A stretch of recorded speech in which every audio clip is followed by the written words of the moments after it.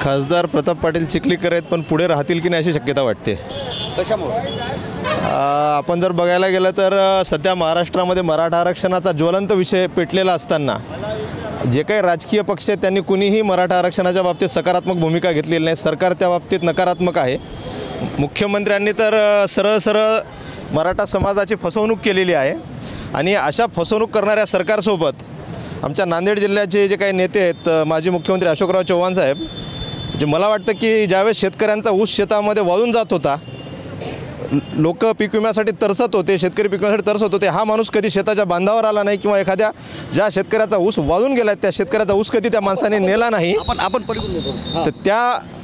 तर तेव्हा न फिरणारे अशोक चव्हाण आज लोकांच्या घरोघरी फिरत आहेत आणि आज घरोघरी फिरताना सुद्धा त्यांना झेड सिक्युरिटी घेऊन 200 पोलीस फोर्स घेऊन गावात फिरावं लागतं आहे.